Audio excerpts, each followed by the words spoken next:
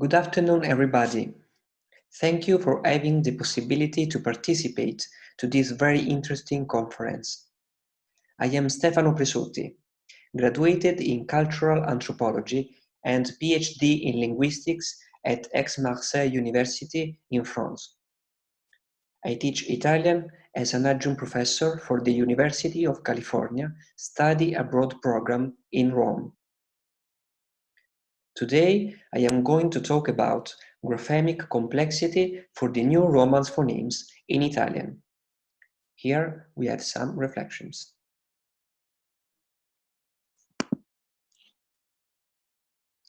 The main questions that I would like to examine in my talk are two.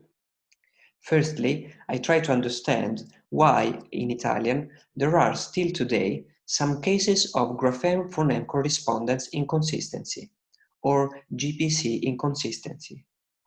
Secondly, I would like to understand better why we have this orthographic complexity, especially related with the new Romance phonemes, which were the last institutionalized elements in the Italian phonological system, and one of the main unsolved problems of Italian correspondence between phonology and spelling. This happens even if Italian language has a shallow writing system, even if written language was considered the basis for the Italian oral standardization during its diachronic development, and even if there have been several attempted spelling reforms over time.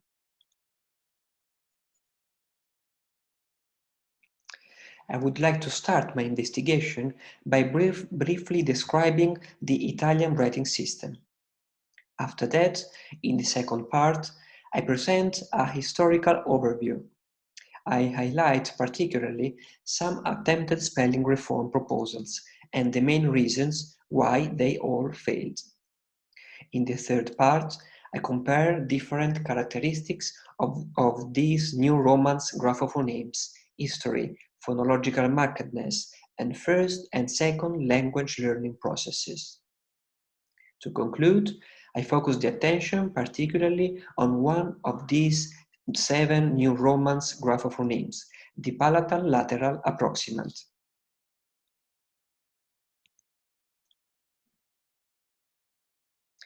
Italian is considered a shallow writing system to the extent that it is written as it is pronounced, unlike other European languages such as English or French. In fact, Italian is governed by a rather restricted set of grapheme-phoneme correspondence rules, and it is represented by a simple syllabic structure. As we can see in this table, nowadays there are still some cases on which a phoneme is represented by a complex grapheme, on which a grapheme changes depending on the context, and finally, there are still some cases of complex correspondence rules. In all of these cases, we notice that we have always the same graphic signs. With the exception of double consonants and few orthoepic characteristics shown in the other cells of the table, these graphophonemes represent the main problem of Italian grapho-phonological correspondence.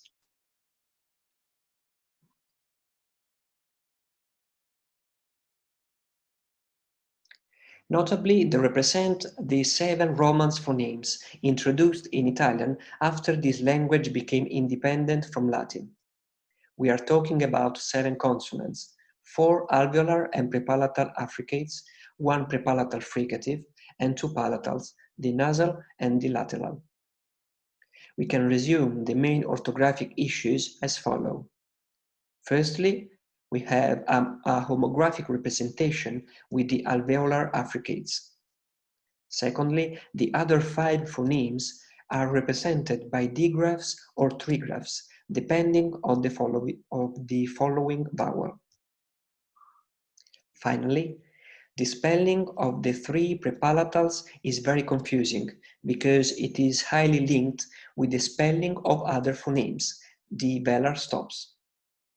These phonemes are graphically differentiated from each other simply by using the letters I and H as diacritic signs.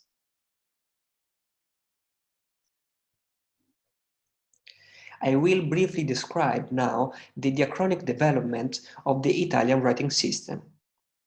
At the beginning of the Italian language path, from the 10th to the 15th century, we are faced with a linguistic pastiche that clearly shows the lack of a real linguistic border between Latin and the Romance language, the Italian. Until the 16th century, Latin was still the main written language. In fact, for a long time, Italian struggled to create the right distance from Latin. There was a huge amount of spelling variations, individual, local, and regional.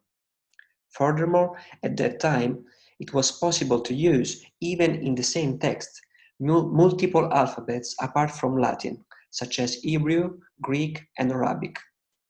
Finally, spelling was influenced also by other Romance languages, especially French and Provençal. Particularly in the 16th and 17th centuries, a big debate developed on the creation of a single standard language, both oral and written for all Italian people, supported but also by the printing revolution. For that reason, it was institutionalized, a common writing system fixed by a set of rules.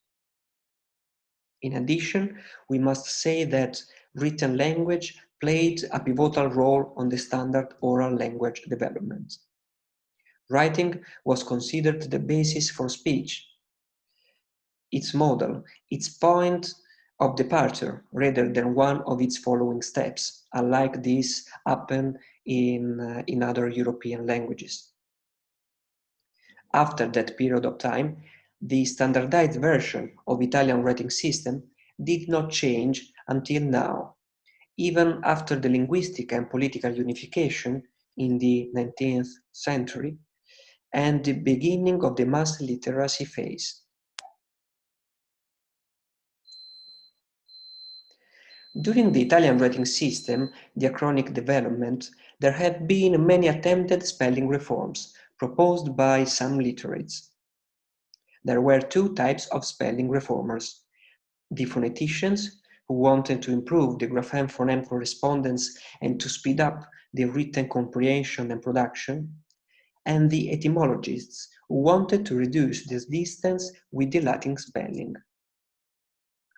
It is important to highlight the fact that none of the changing spelling proposals was accepted over time. This is not so much due to a conservative tendency of the graphical system in relation to the phonemic system, but rather to a form of inertia of the Italian alphabetical system. There have been several forms of resistance: socio-educational, economic, and aesthetic. The sample that you see in these slides is the first attempt spelling reform in 1435, proposed by the Florentine Leon Battista Alberti, who was the same author of the first Italian grammar.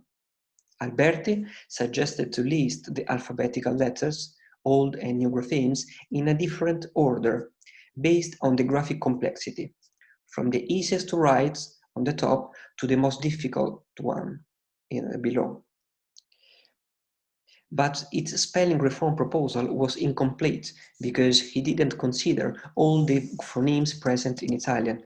Thus, it didn't solve the GPC inconsistency.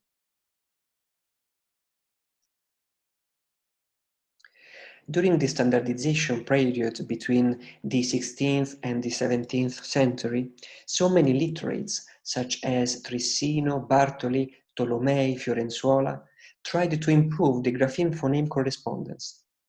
In this slide, you can see a second example of spelling reform, proposed by Giorgio Bartoli in 1584.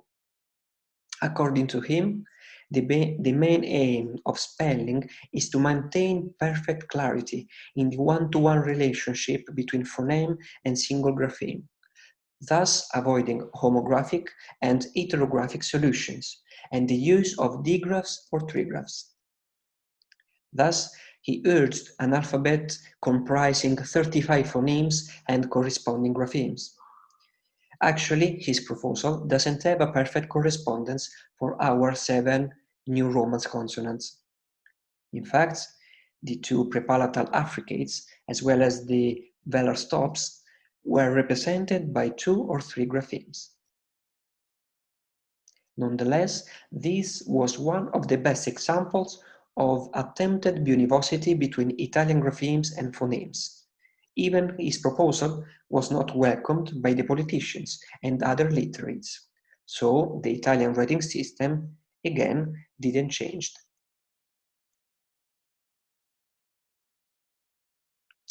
After this period, the interest for innovating the writing system was considerably reduced. Just the Italian political unification in the 19th century and its related socio-political changes fueled again the importance of improving the Italian spelling learning process in school educational programs. A third example of spelling reform that we can discuss was suggested by Goethe Image in 1910. In this image, you can see 5 out of 7 target graphemes, except the 2 alveolar affricates. He created one distinctive sign for each of the 7 new Roman consonants, basically merging the lines and curves of digraphs and trigraphs in just one single sign. Thus, he resolved once and for all the bunivocity of these 7 new consonants. However, this time again, Goethe's and other similar attempted reforms did not succeed in radically changing the existing spelling system. To sum up, we could explain the strong Italian writing system resilience to change with the positive concept of relative imperfection that solve in an original way a complex linguistic identity stratification of the Italian-speaking communities. In fact, on one hand, this national writing system was considered a stable and common communication tool for a highly heterogeneous population. On the other hand, it was considered flexible. It was able to accept all regional and local dialectal oscillations. In a sociolinguistic point of view, those 2 features allowed the Italian people to maintain their multiple linguistic identities. Let's go now to the third part of this presentation, on which I focus my attention on the main phonological and orthographic features of these 7 new Romance consonants. I found it interesting to highlight some similarities. I noticed that all of these 7 phonemes, represented by complex graphemic units, present a high phonological markedness. They were institutionalized last during the Italian diachronic development, and they are produced last during the mother tongue or second language acquisition process. In fact, there is no coincidence that the most difficult phonemes to learn during the Italian acquisition process correspond to the highest marked phonemes, as Roman Jacobson pointed out some decades ago in an universal perspective. Here you can see on this table the results of a recent experiment did by a group of Italian speech therapists. They measured the average age of customary production, acquisition and mastery of all Italian consonants in an L1 or mother tongue context. What is more relevant for our speech is that the new Romance consonants are the last learned and mastered. Let's consider now the spelling as well. In these slides, in the smaller one, I listed just few examples. Several studies show that complex graphemes representing the new Romance phonemes are among the most common spelling mistakes made by native children and illiterates.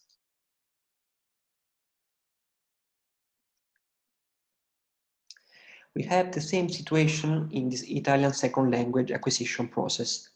Here we have the index of a recent Italian L2 textbook for beginners, targeted for non-native speaker adults. First of all, I highlight the fact that the Italian second language pronunciation is taught towards the alphabet instead of the phonemes acquisition. This is detrimental for learning all phonemes not represented by one single letter. In fact, complex graphemes are avoided, and they are proposed just later in various stages. As you can see in this index, firstly, non-native students can learn all the grapheme phoneme bionic correspondences represented by the alphabet. Secondly, they can learn the phonemic contrast between affricates and velar stops. Thirdly, the fricative. And finally, just in the 11th unit of the book, they can learn the two palatals, the nasal and the lateral. In summary, the spelling is used in a second language phonological acquisition process, and the learning order of phonemes follows a precise hierarchy. At the beginning, it seeks the GPC consistency with the alphabet acquisition. Just later, for the remaining digraphs and the trigraphs, it follows word frequency and phonological markedness parameters.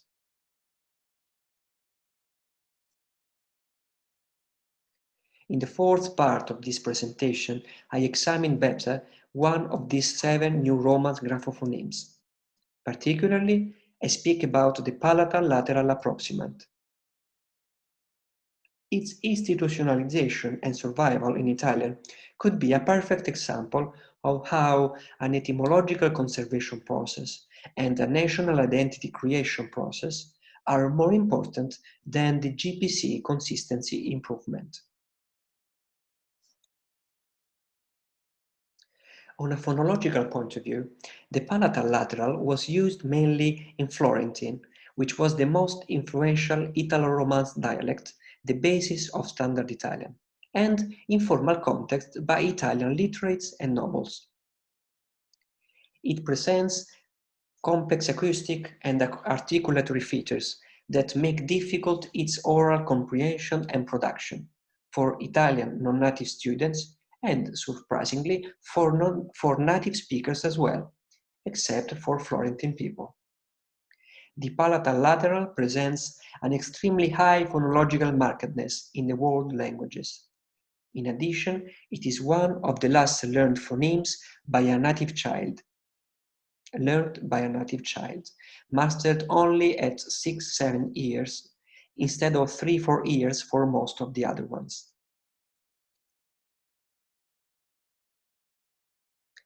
If we look now at its spelling, we notice in this table that the palatal lateral is still nowadays represented by a digraph or a trigraph, depending on the following vowel. Before the standardized version of the 16th and 17th century, this phoneme was represented by a high number of graphemes. The most common ones are resumed in this second table. Furthermore, here below we have some graphic alternatives proposed over time by spelling reformers such as Tolomei in the first one, Bartoli for the second one, and Goethe Image for the third one. As already mentioned, all of them were ignored by the political institutions. In conclusion, we can say that the palatal lateral is one of the most difficult graphemes to be learned and mastered, as well as the phoneme. From a semantic point of view, its oral and written complexity could represent the effort that even native Italian should make to speak and write correctly the dominant language. Our findings show that future spelling proposals should strongly consider the sociolinguistic factors and analogies between phonological markedness, language learning, and grapho-phonological system development. This could allow us to understand better how and if an improvement of the grapheme-phoneme correspondence consistency is worthy or not. Thank you for your time and for your attention.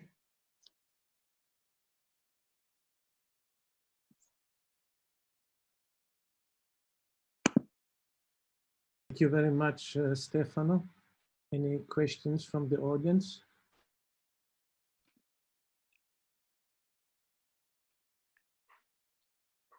In the meantime, I had a question. In South Switzerland, there is Romansh as a third Swiss language. Has this Italian dialect, Romansh, specific orthography, or does it just adopt the Italian conventions? I don't know if it's in Switzerland adopt other writing systems, but in in Italy, the Romance community keep using the Italian writing system. Okay. Any questions from the audience? Could I ask a question? Yes. Just, Stefano, I was just wondering, why is it that you think that learning GL for the L sound is more difficult than, say, Spanish people learning double L for the L sound?